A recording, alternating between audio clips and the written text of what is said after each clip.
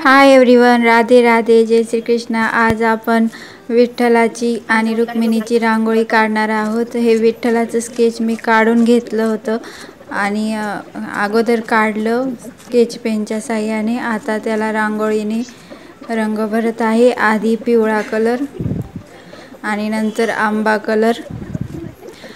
तर आषाढी एकादशीच्या दिवशी लाखोच्या संख्येने वारकरी भक्त पंढरपूरमध्ये विठ्ठलाच्या दर्शनासाठी दाखल होतात।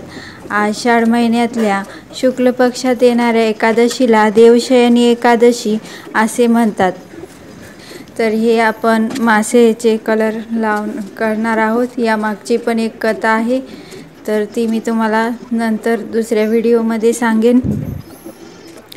आध्यात्मिक व धार्मिक दृष्टिकोनातून या दिवसाला खूप महत्त्व आहे। या दिवशी देव निद्रिस्त होत असतात अशी समजूत आहे, म्हणजे नारायण निद्रिस्त होत असतात। तर हा आपला टोप देवाचा पूर्ण होत आहे। आषाढी एकादशीचा धार्मिक महत्त्व खूप मोठा आहे।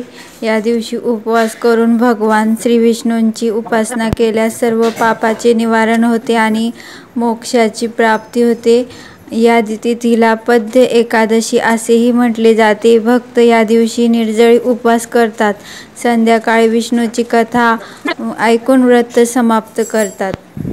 तर हे आपलं पूर्ण झालं आहे। आता रंगीत खडे जे असतात ते मी देवाला लावते आहे। हे बघा, रांगोळीच्या साहाय्याने हे टोपवरचे स्टोन हिरे पूर्ण झाले। आता डोळे।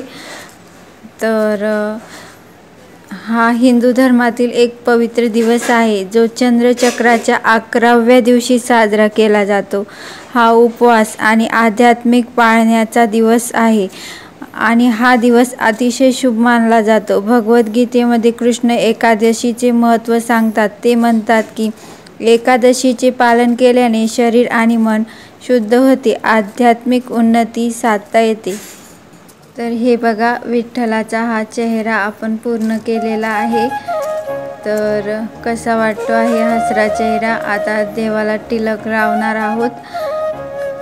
एकादशी ही भगवान विष्णूची सर्वात आवडती तिथी असल्याने विष्णू पुराणासह इतर धार्मिक ग्रंथांमध्ये सांगितले आहे। या दिवशी फळाचे व्रत करून भगवान विष्णूचा आशीर्वाद मिळवता येतो। खरे तर भगवान विष्णूंना